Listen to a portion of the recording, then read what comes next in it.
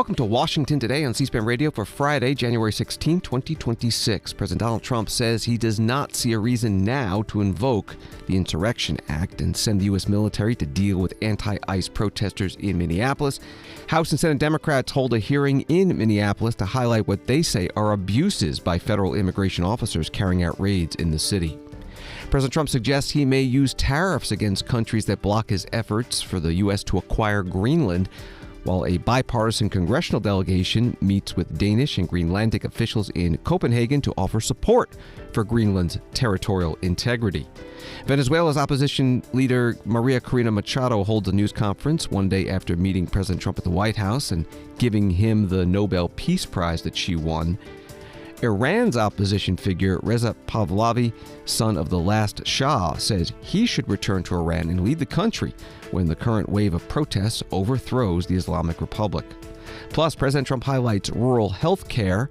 Some governors start delivering their annual State of the State addresses. We'll hear from Virginia, New York, Florida, and Colorado. And NASA gets ready for the next mission to return to the moon, Artemis II. President Donald Trump wrote on Truth Social today, in Minnesota, the troublemakers, agitators, and insurrectionists are, in many cases, highly paid professionals. The governor and mayor don't know what to do. They have totally lost control and are currently being rendered useless. If and when I am forced to act, it will be solved quickly and effectively, signed President DJT. And the Homeland Security Department, writing on X, update: last night in Minneapolis, 12 anti-ICE agitators were arrested for assaulting law enforcement. Reminder, it is a federal crime and a felony if you lay a finger on law enforcement or destroy federal property. The protests come as the Trump administration has vowed to continue immigration and customs enforcement, or ICE, operations in the city. And this is a week after an ICE agent shot and killed protester Renee Good. President Trump, in a post earlier this week, said he may invoke the Insurrection Act, which would allow him to send the military into Minneapolis. He was asked today about it as he left the White House. What's the trigger for the Insurrection Act in Minnesota? What are you waiting for? Well, the Insurrection Act, which has been used by 48% of the presidents as of this moment, the Insurrection Act also, if you look at it, I believe it was Bush, the elder Bush, he used it, I think, 28 times. It's been used a lot. And if I needed it, I'd use it. I don't think there's any reason right now to use it. But if I needed it, I'd use it. It's very powerful. President Trump speaking to reporters as he left the White House on his way to Palm Beach, Florida, where he attended a ceremony to rename a stretch of road from Palm Beach International Airport to his Mar-a-Lago club as President Donald J. Trump Boulevard. Today in Minneapolis, about 30 House Democratic representatives from Minnesota and around the country held a hearing about the ICE operations and the protests against them. It was organized by Congresswoman Pramila Jayapal of Washington State, the ranking member on the Subcommittee on Immigration, Integrity, Security, and Enforcement. And the title of the shadow hearing, Kidnapped and Disappeared: Trump's Detention Abuses. Joining them, Senator Amy Klobuchar, Democrat from Minnesota. They are chasing down legal citizens in parking lots and wrestling them down, as the Congresswoman just noted, in front of Menards and in Targets. But instead of de-escalating the situation, the administration has doubled down. People are saying, look at my passport, look at my passport. Legal workers at our airport, Native Americans, are being targeted on the way to their jobs. I recently met with principals in city and suburban schools in Minnesota, and they told me the horror stories of little kids scared, teachers being wrestled down in front of them in their school parking lot, graduates being stopped. And now the administration has chosen to send even more ICE officers, to the point now where there are nearly 3,000 of them, which is significantly more than the 1,100 sworn officers in Minneapolis and St. Paul combined, and equal to these sworn officers in 10 metropolitan police departments. This is completely, as the mayors know, out of balance, and it is chaos. We are telling our people who are so offended for their neighbors and are standing up, not just in organized protests, but are just standing up when they see it happen in stores, we are telling them to be peaceful and not to take the bait. from the threats coming out of the White House, because in the end, these people would not be here from all over the country if they didn't believe that democracy will prevail, that the rule of law will prevail. But this is who we are in Minnesota. We are the people that slide down icy hills to get to a protest. We are the people that quietly and loudly come together to help our neighbors. We are the people, in the words of Renee Good's wife, Becca, lost the love of her life, a mom of 3, who said that we must reject hate and embrace compassion. So that is what I hope our representatives will pick up from their time in Minnesota and from our incredible witnesses today, that we're standing together, regardless, Democrats, Republicans, even though some people are louder than another. People know that this invasion is not what our state is about, and we're going to stand up. Senator Amy Klobuchar, Democrat from Minnesota, at a Democratic Congressional shadow hearing today in Minneapolis. One of the witnesses, Minnesota Mayor Jacob Frey, a Democrat. This is not about safety. This is not about immigration. This is about sowing chaos on the streets of Minneapolis. This is about political retribution. And we in Minneapolis are suffering the brunt of it right now. Let me tell you what that looks like. It looks like businesses closing. It looks like people on the streets that are terrified to get picked up. It looks like United States citizens getting taken somewhere where they don't know where they are going nor when they are going to return to their families. It's families torn apart. It's schools closing. It's an unnecessary expense of taxpayer dollars just to try to keep order. If this were about order, there would be a simple way to restore it. And let me tell you a secret. It's not restored by additional federal agents. Order would be restored, and I will make this prediction, if those federal agents left. As soon as they leave, we will have peace, we will have safety, and order will be restored. Before the federal agents came here, our city was experiencing a brilliant comeback. Indeed, we were on the way to a renaissance. Safety had been improved, crime was down in virtually every category, in virtually every neighborhood. Thus far in 2026, last I checked, we had only had 4 shootings. 2 of them were ICE.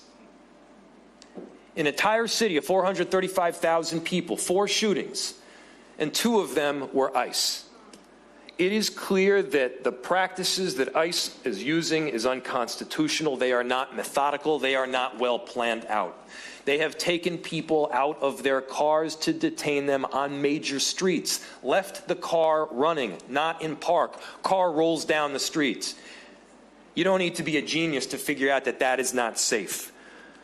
We've had small children that have been damaged by the inhalation of some form of gas. We've had loose dogs that were left unattended in the streets after ICE arrested and drove away with its owner. This is not making Minneapolis safer. Minneapolis Mayor Jacob Frey, a Democrat, testifying in Minneapolis at a congressional forum organized by U.S. House Democrats, and joining them the 2 U.S. senators from Minnesota. The Hill writes the fight over ICE is heating up. Democrats in both chambers are escalating their push to overhaul U.S. immigration and customs enforcement following the fatal shooting of an unarmed woman by an ICE officer in Minneapolis. They're doing so by vowing to oppose legislation funding the Department of Homeland Security unless it includes tougher rules governing the conduct of ICE officers. The heightened opposition derailed the initial plan of bipartisan appropriators to vote on the DHS bill as part of Wednesday's minibus spending package, which passed easily without it. It's also raised new questions about how Republican leaders intend to pass DHS spending ahead of the January 30th shutdown deadline. That was from thehill.com. White House border czar Tom Homan was interviewed on Fox News Thursday night by Laura Ingraham about what's been happening in Minneapolis. When Governor Walz said for citizens to track ICE, film them, and record their, quote, atrocities for future prosecution. And then you hear the Philly police chief looked like a comedy sketch when she was up there talking about, we'll arrest ICE if we have to. We'll arrest the agents. If you come into our town, you're going to get arrested, essentially. I'm paraphrasing. What's your response to them tonight? Well, the Philly sheriff, she's proven she's not too smart. I mean, you're not going to arrest anybody. Like you said earlier in your monologue, it was supremacy clause. If you interfere or impede ICE officers, I don't care if you're wearing a badge or not. You just committed a felony. So we're going to continue doing this job, and these people who want to say follow ICE, and film ICE, you know what? You can protest. They have that right. But when you cross the line, and we've proven it, if you interfere or impede or assault an ICE officer, you will be prosecuted. And one thing I'm pushing for right now, Laura, we're going to create a database where those people that are arrested for interference, impediment, assault, we're going to make them famous. We're going to put their face on TV. We're going to let their employers in their neighborhoods, in their schools, know who these people are. Because as you said, a lot of these people, they say they're taking time off work to protest. I bet you a lot of them are calling in sick. I bet you a lot of their employers don't know what they're doing. But we're going to make sure everybody knows who they are. We're going to broadcast. They want to broadcast the ICE officer that was nearly killed all over the internet. We're going to broadcast every one of these people we arrest. Reporters are Tom Homan on Fox News Thursday night. WGME in Portland, Maine, reporting a joint press conference on Friday with Portland Mayor Mark Dion and the Cumberland County DA about ICE coming to Maine has been canceled due to safety concerns. The canceled news conference came after Mayor Dion said he spoke with someone in the federal government who told him ICE agents will be in the state in the next 2 weeks. That was from WGME. This is Washington Today. From Associated Press, U.S. President Donald Trump suggested Friday that he may punish countries with tariffs if they don't back the U.S. controlling Greenland, a message that came as a bipartisan congressional delegation sought to lower tensions in the Danish capital. President Trump for months has insisted that the U.S. should control Greenland, a semi-autonomous territory of NATO ally Denmark, and said earlier this week that anything less than the Arctic island being in U.S. hands would be unacceptable. That was the article from AP. President Trump made his comment at a White House event on a different subject, rural health care. He was talking about how he had threatened European allies with tariffs on pharmaceuticals to bring down prices, and then he pivoted to Greenland. And I may do that for Greenland, too. I may put a tariff on countries if they don't go along with Greenland, because we need Greenland for national security. So I may do that. I'll give you a little, I'll take you out of that. In fact, that'll end up being the story. But actually, this is a much bigger story because we're reducing health care by numbers that you haven't seen. President Donald Trump at a White House roundtable. Again, the main topic was health care, and the Greenland part was a side comment. Later, when the president was leaving the White House, a reporter asked him about Greenland. Pull out of NATO if it doesn't help you acquire Greenland. If it doesn't lead the way. Well, we're going to see. NATO has been dealing with us on Greenland. We need Greenland for national security very badly. If we don't have it, we have a big hole in national security, especially when it comes to what we're doing in terms of the Golden Dome and all of the other things. We have a lot of investments in military. We have got the strongest military in the world, and it's only getting stronger. And you saw that with Venezuela. You saw that with the attack on Iran, with the knocking out their nuclear capability potentially. So, yeah, we're talking to NATO. Mr. President. Not militarily. Sorry, guys, you cannot push too much. I don't talk about that. President Donald Trump with reporters outside the White House. You could hear the helicopter blades in the background. Reuters writing a bipartisan delegation of U.S. lawmakers met the leaders of Denmark and Greenland in Copenhagen on Friday, seeking to, quote, lower the temperature with assurances of congressional support after President Donald Trump's threats to seize the Arctic island. Trump has said Greenland is vital to U.S. security because of its strategic location and large supply of minerals, and has not ruled out the use of force to take it. European nations this week sent small numbers of military personnel to the island at Denmark's request. Reporting from Reuters. One of the senators and House members on this trip, Jeanne Shaheen, senator from New Hampshire, a Democrat, ranking member on the Foreign Relations Committee, also spoke to students at Copenhagen University. My father was actually stationed in Greenland during World War II, and his service to protect the United States and to free Europe from Nazi Germany helped to shape my worldview, as so many of us who grew up at the end of World War II. So 80 years on, I think the NATO alliance is as vital as it ever is. In fact, last year we had one of the best years ever, I think, for NATO in terms of the commitment to spend 5% of GDP on defense and the joining of Sweden and Finland into NATO has really strengthened the alliance. And I'm here today because millions of Americans are deeply concerned about the recent rhetoric of the United States taking over Greenland, either buying it or using military force. And I think that rhetoric doesn't just undermine our relationship, both with Denmark and with Greenland, but also with the other NATO countries and with Europe. It undermines NATO at a time when our adversaries seek to benefit from division. So we're here to listen to you, to Danish and Greenlandic officials, to our partners, because we understand that trust is the foundation of security.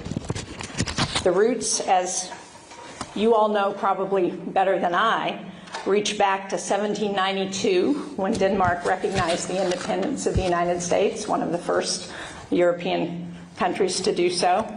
And it's grown stronger and closer over time. Americans and Danes both died fighting the Nazis in World War II. Denmark was a founding member of NATO, like the United States, and we were closely allied during the Cold War. And after the United States was attacked on 9/11, Denmark was among the first to invoke Article 5, and your soldiers fought and died along our soldiers in the United States, and you lost the same percentage, sadly, of casualties in that war, one of the highest percentages among NATO allies. Senator Jeanne Shaheen, Democrat from New Hampshire, at Copenhagen University in Denmark, part of a visit by Democratic and Republican U.S. senators and House members to that city to talk about Greenland.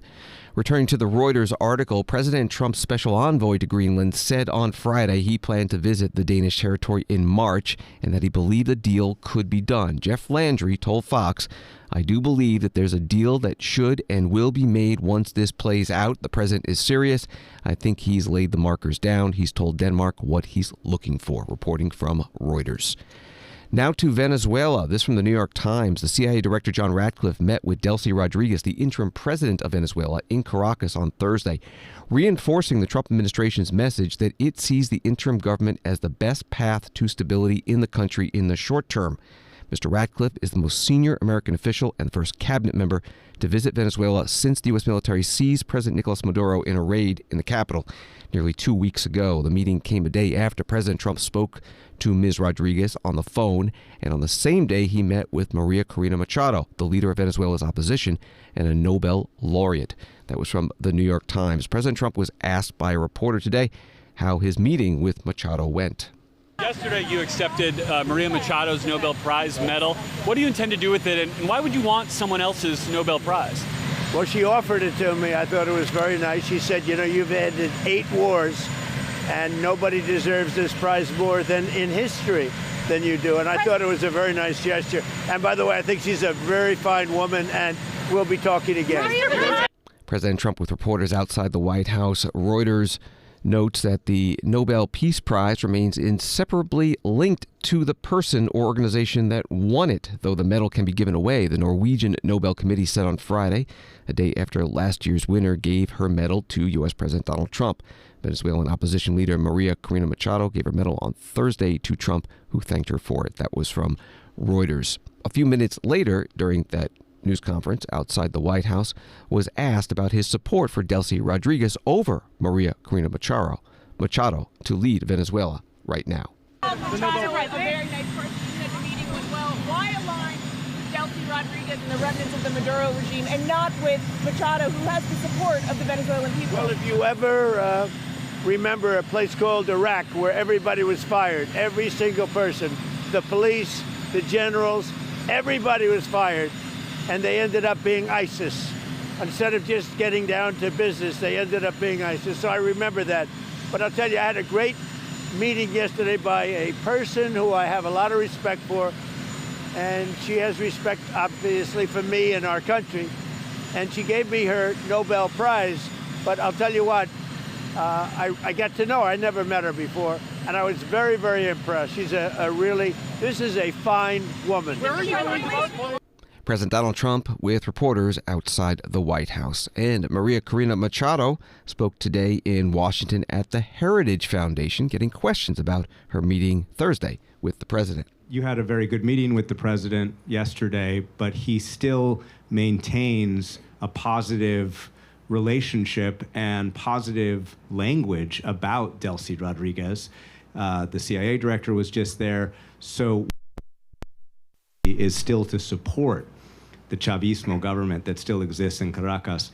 And I have to ask, your statement last night said that you felt like you were going to die at one point when you left Venezuela in the boat. Can you just tell us exactly what happened in that moment when you were in that boat? Thank you.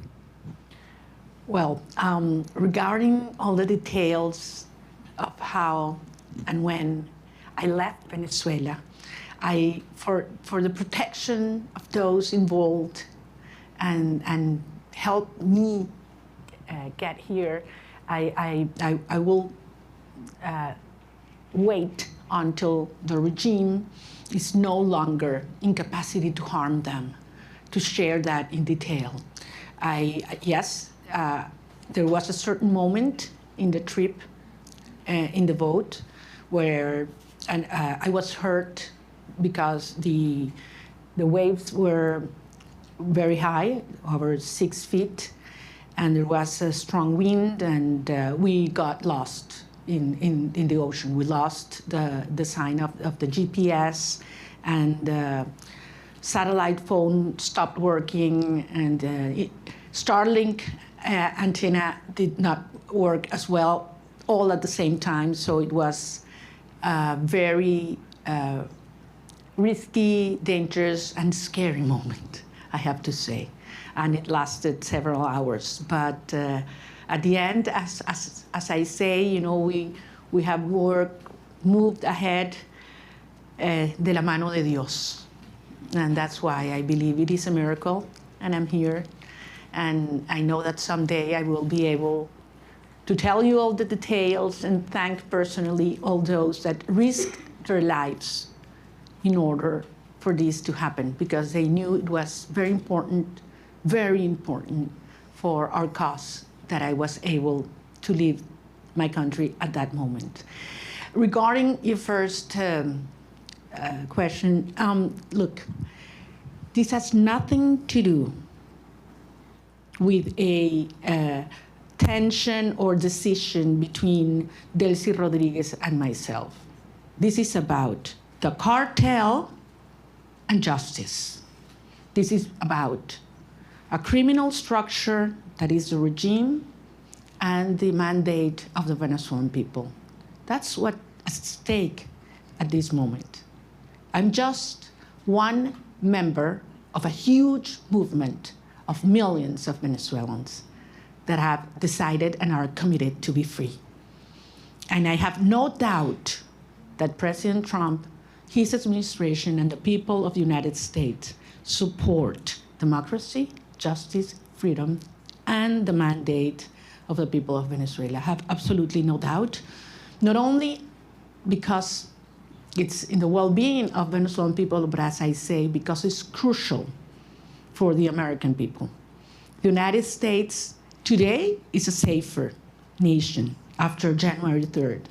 And once the regime is out and the transition is accomplished, the United States will not only be a safer nation, but one that will have more prosperity and strength in our hemisphere.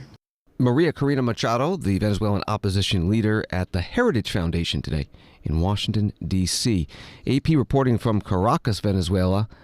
At the White House, President Donald Trump vows American intervention in Venezuela will pour billions of dollars into the country's infrastructure, revive its oil industry, and eventually deliver a new age of prosperity to the nation. Here at a sprawling street market in the capital, though, Ana Calderon simply wishes she could afford the ingredients to make a pot of soup. She said food is incredibly expensive, noting rapidly rising prices that have celery selling at twice as much as just a few weeks ago, and 2 pounds of meat going for more than $10, or 25 times the country's monthly minimum wage. That was from AP. This is Washington Today, and now to Iran. The Times of Israel writing, Israel believes that U.S. President Donald Trump may still take military action against Iran, according to 2 unsourced Hebrew language media reports. Harsh repression that has left several thousand people dead appears to have succeeded in stifling demonstrations that began December 28th over Iran's ailing economy and morphed into protests directly challenging the country's theocracy. Some of the reporting from Times of Israel. President Trump today pointed to Iran calling off executions of protesters as a positive sign.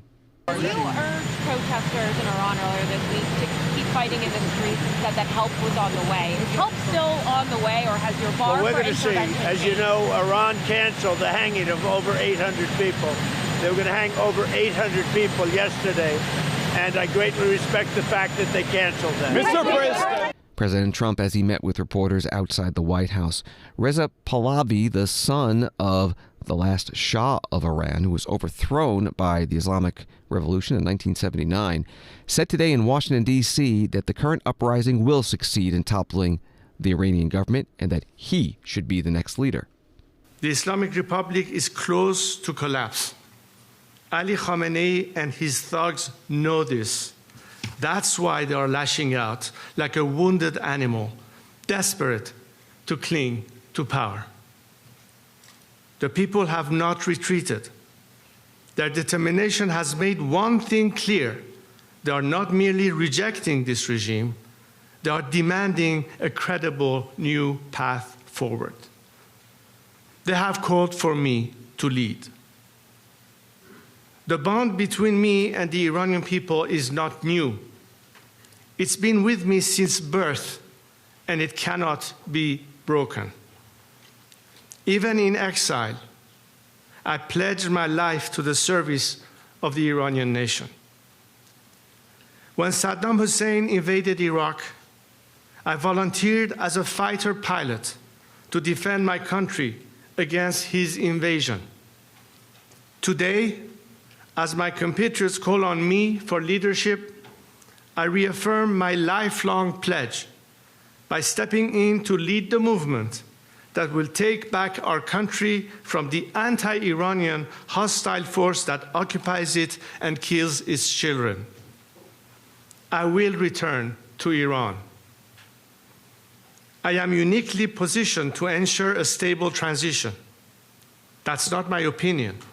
That's the verdict delivered loudly and clearly by the people in the face of bullets. Large sections of the army and security forces have already refused to participate in the killing of civilians. They have whispered their loyalty to me. Tens of thousands have already signaled their readiness to defect, and this process has been underway for months. What's clear is both the public and members of the military see me as a national figure who can unite all opposition forces from every background, ethnicity, Republican and monarchist, right, left, and everything in between. I have a comprehensive plan for an orderly transition, which is ready to be implemented immediately. Reza Pahlavi, the exiled prince of Iran, at a news conference in Washington, D.C. He also appealed for more help from the U.S. and Europe.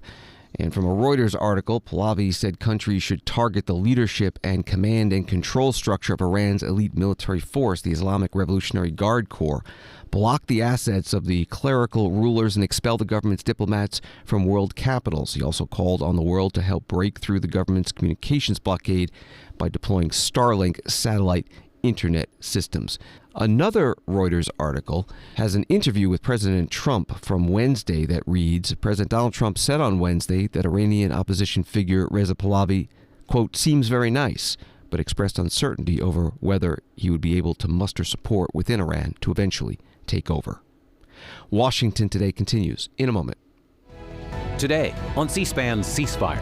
At a time when finding common ground matters most in Washington, Republican New York Congressman Mike Lawler and Democratic New Jersey Congressman Josh Gottheimer come together for a conversation on the top issues facing Congress as both parties prepare for the upcoming midterm elections. Join host Dasha Burns.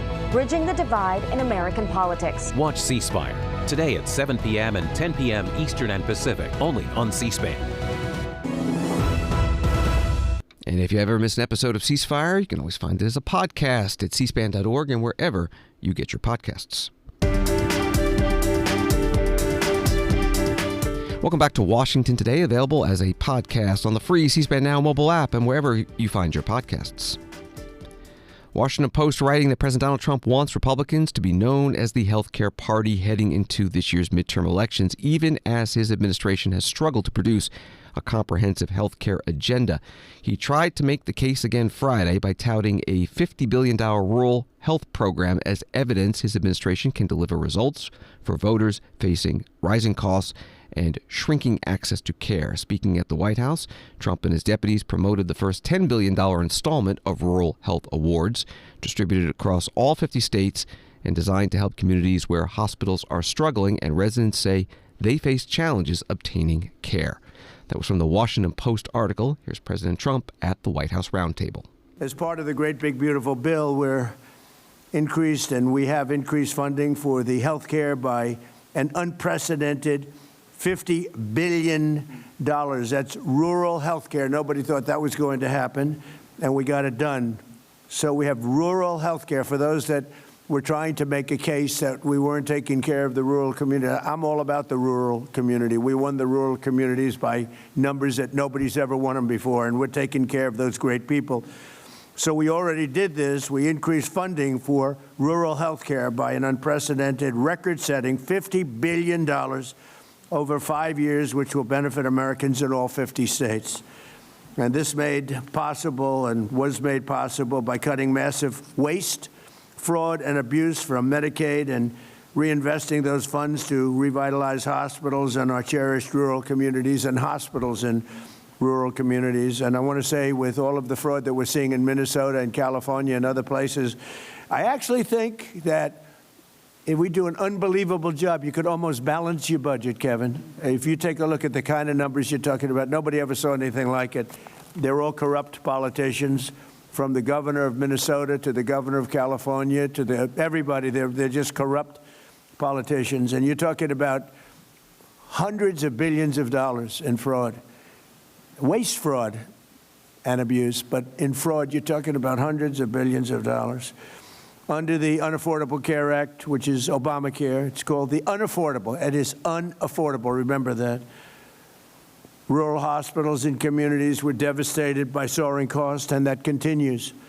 Despite colossal increases in government spending since Obamacare was passed, only 7% of the annual Medicaid spending on rural hospitals has gone to rural hospitals. So there's only a very little. They didn't care. Obama didn't care about the rural community, to be totally blunt. What he did care about is insurance companies. And this was a bill to make insurance companies wealthy. And they did. They made insurance companies very wealthy. I would say they don't like me too much because they spent hundreds of billions of dollars, and we're going to have that money spent to the people and given to the people, not we're going to circumvent the insurance companies. President Donald Trump at a rural health care roundtable today at the White House.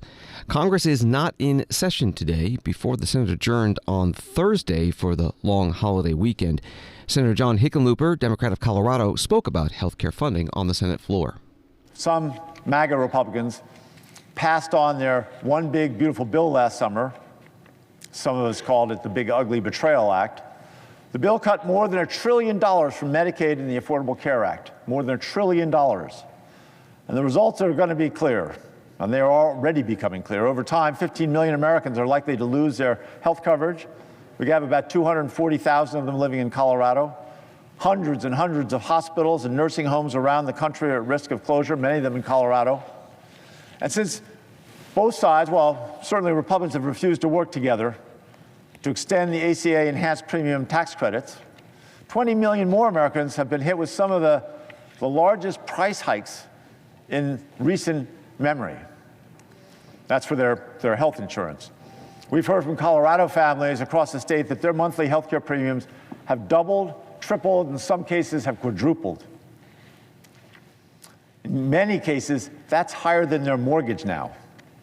This is unsustainable, and crushing for many Americans and many Coloradans. It means that working families are being forced to choose between putting food on the table and their health care, or even worse, dropping insurance altogether. Without a doubt, this is a crisis. It seems that the other side has realized that this will be devastating to their constituents, and hopefully we can find some compromises to resolve this. Last week, the House of Representatives passed a clean 3-year extension of the ACA enhanced premium tax credits in a bipartisan vote. Yet, yesterday, it got blocked here in the Senate. Senator John Hickenlooper, Democrat from Colorado, on the Senate floor on Thursday, which was also the last day that most Americans would be able to enroll in the Affordable Care Act marketplace plans. And data released earlier in the week by the Centers for Medicare and Medicaid Services found that about 1.4 million fewer people signed up this year compared to the same time last year. President Donald Trump plans to announce next week a new way for Americans to finance a home purchase, tapping into their retirement accounts. Kevin Hassett, director of the White House National Economic Council, spoke about it today on Fox Business. We're going to allow people to take money out of their 401ks and use that for down payment. Well, that's interesting, to take money out of your 401k. Do you worry that taking money out of the 401k is going to hurt people on the other side for retirement? Well, what you have to do is come up with a way. So a simple way, we're still talking about the mechanics of it, but suppose that you put 10% down on a home and then you take 10% of the equity of the home and put it in as an asset in your 401k. Then your 401k will grow over time as the value of your house grows. You'll be healthy, have more money for retirement, and you'll have solved the liquidity constraint problem and gotten yourself a house early in life. Kevin Hassett, director of the White House National Economic Council, on Fox Business. CNBC writing, President Donald Trump on Friday said he'd prefer to keep Hassett in his position as top economic advisor, a statement that could change the dynamic in the race to see who will replace Jerome Powell as Federal Reserve Chair. During an appearance at the White House, President Trump said, "I see Kevin's in the audience, and I just want to thank you. You were fantastic on television today. I actually want to keep you where you are if you want to know the truth." And the CNBC article notes that Hassett has been considered a leading contender to take the central bank reins, competing closely with former Fed Governor Kevin Warsh. Wall Street today, the Dow down 81, NASDAQ down 14, S&P down 4. First Lady Melania Trump delivered opening remarks today at a program for students on artificial intelligence. It was hosted by Zoom, entitled Zoom Ahead, AI for Tomorrow's Leaders.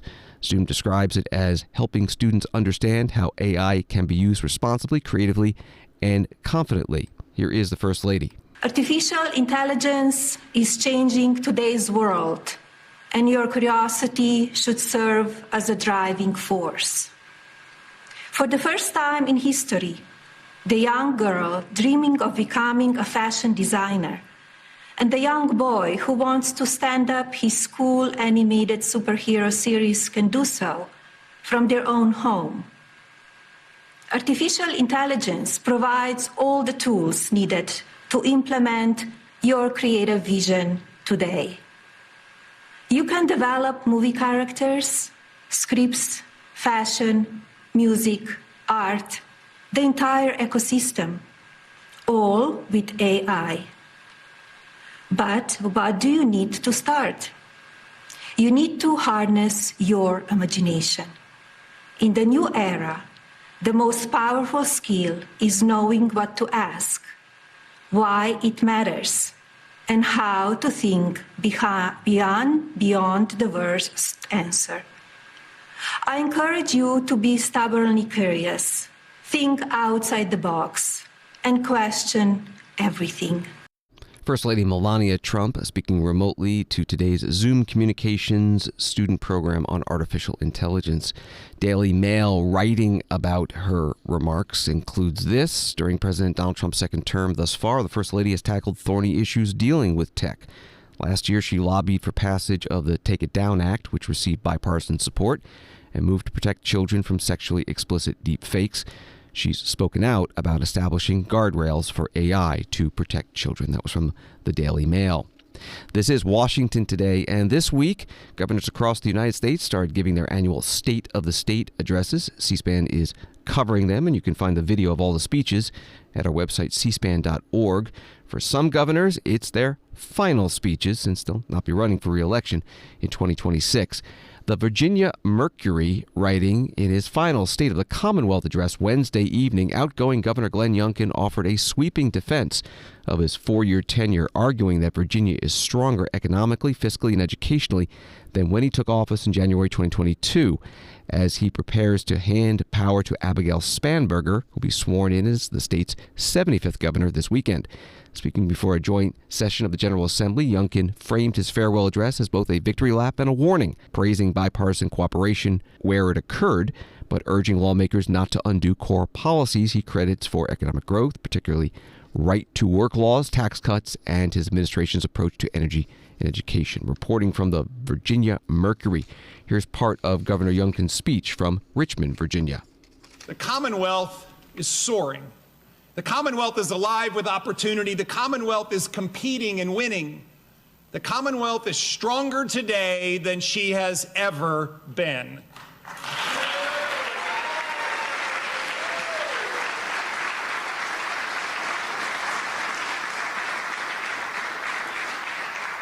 This is the state of the Commonwealth that I have had the immense honor of serving these past 4 years.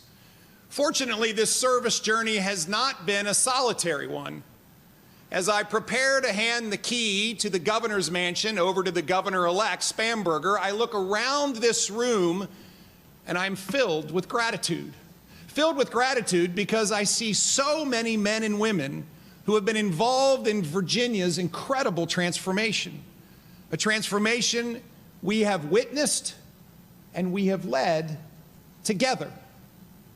And so to the Lieutenant Governor, Winsome Earl Sears, and Attorney General, Jason Miyares, to members of my cabinet and my administration, you have sacrificed so much. You have served with everything you have, and you have delivered for Virginians. Thank you.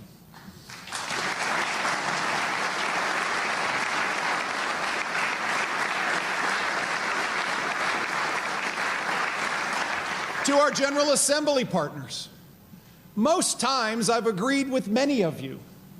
Sometimes I've disagreed with some of you.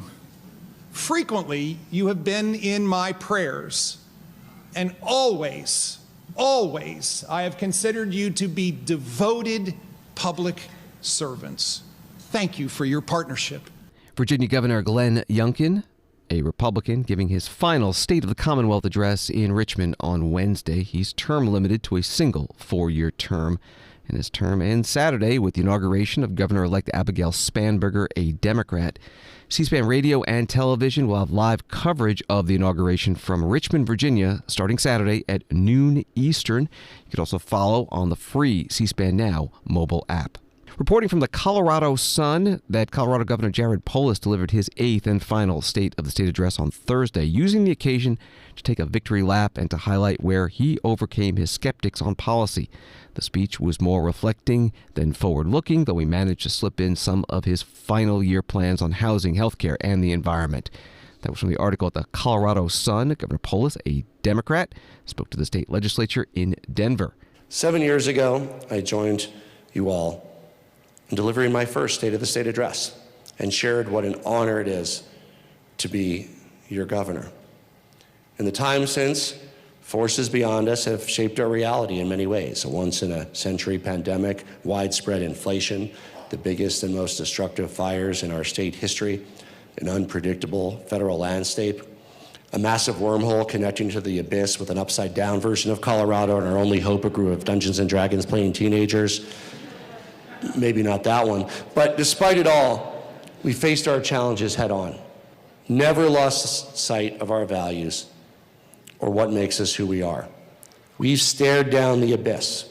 We've destroyed our metaphorical Vecnas and delivered big, bold progress for Colorado, while rolling a natural 20 on Landing Sundance, the All-Star Game, and the Quantum Accelerator.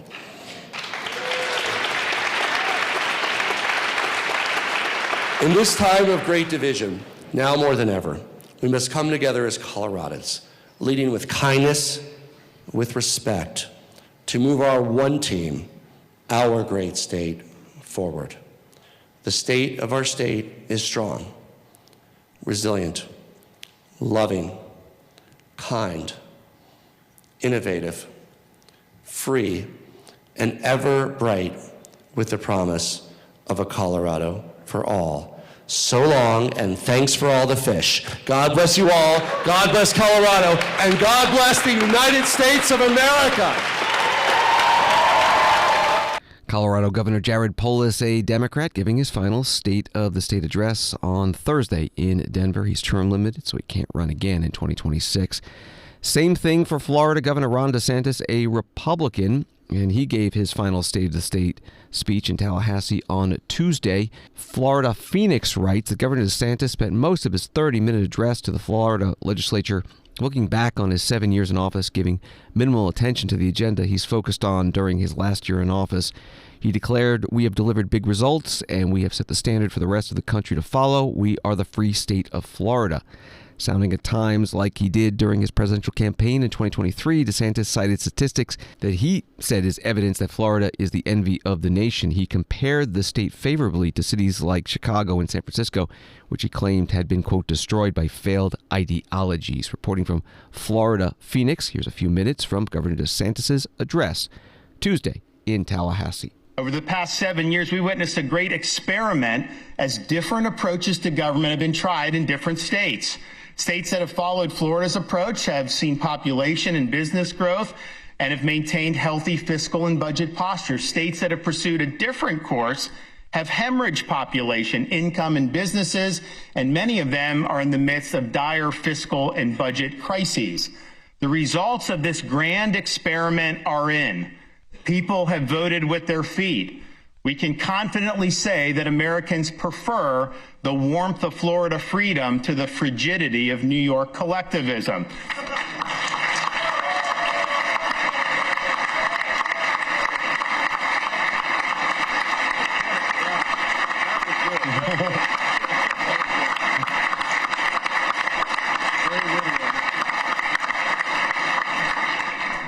Results must remain our focus. Throughout the country, you see people get elected to office and they elevate superficialities over substance. It's almost as if accumulating media hits and social media likes is an end unto itself. Look no further than the U.S. Congress, where there seems to exist an inverse relationship between the number of strongly worded press releases issued and the amount of tangible accomplishments actually produced. We see so much bluster on cable news, yet so little follow-through when it counts.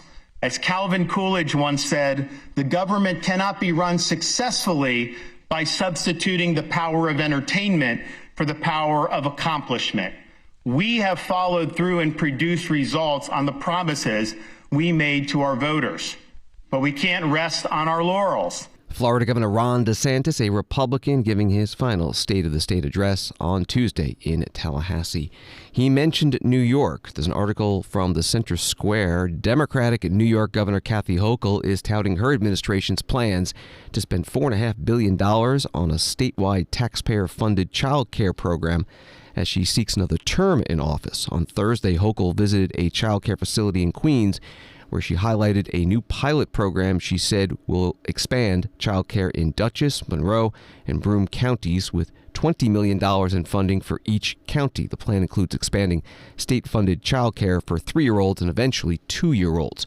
That was from the article at the Center Square. Governor Hochul spoke about her child care initiative during her State of the State address in Albany, New York, on Tuesday. In New York City, child care costs between $26,000 and $40,000 a year. For that price, your toddler should be fluent in 3 languages and doing your taxes.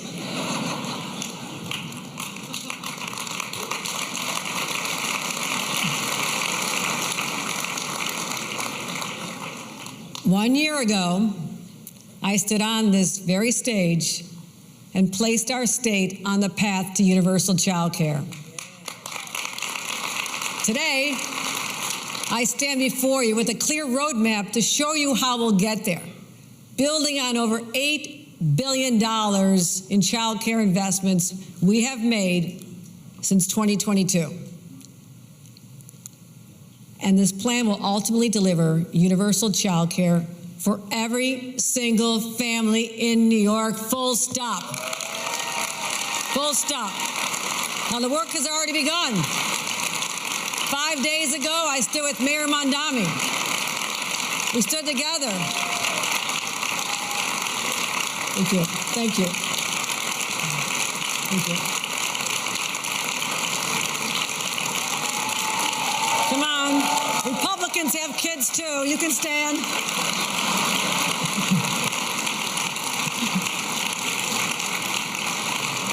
Like I said, 5 days ago, I stood with Mayor Mamdani to announce that the state will fully fund the first 2 years of his Universal True Care program while also helping New York City realize the full promise of Universal 3K. We made that commitment and we'll keep it and beyond. Statewide, we're taking a different but equally ambitious approach. We're promising universal pre-K for every single 4-year-old by 2028. And this year, we'll pilot community-wide child care to provide year-round, full-day, affordable care for newborns to 3-year-olds. And we'll build on that proven success of our state child care assistance program and our voucher program so tens of thousands more families can access high-quality care for no more than $15 a week. New York Governor Kathy Hochul, a Democrat, delivering her annual State of the State address in Albany, New York on Tuesday. She is running for re-election in 2026. The Cook Political Report with Amy Walter rates this race as solid Democrat.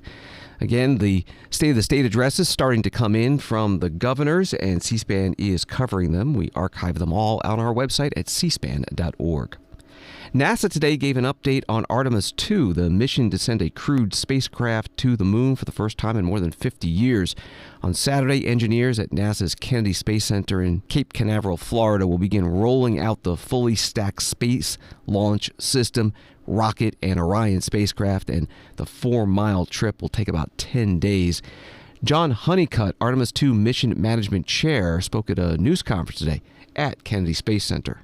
Hey, happy to be here today. You know, these are the kind of days that we live for, and when you do the kind of work that we do, the rocket and the spacecraft, Orion, integrity, getting ready to go to the pad and rolling to the pad. You know, this group of folks to my left, as well as many others across the agency, are here. We're here representing a lot of folks that have done a lot of work to get us to where we are today.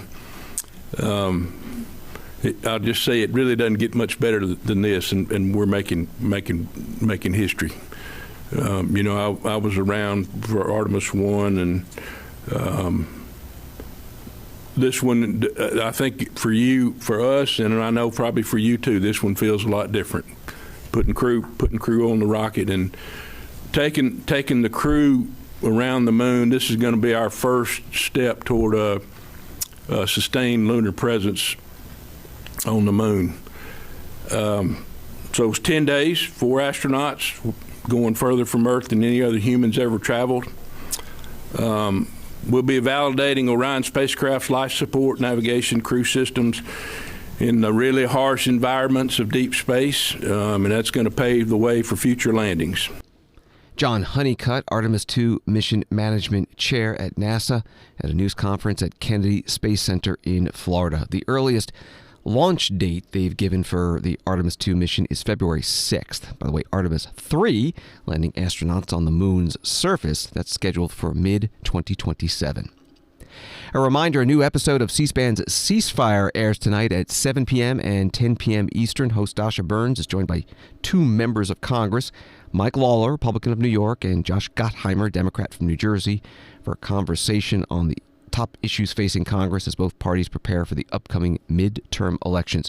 C-SPAN Ceasefire tonight, 7 p.m. and 10 p.m. Eastern on C-SPAN Radio and C-SPAN Television and on the free C-SPAN Now mobile app. And if you miss it, it will be available as a podcast wherever you get your podcasts.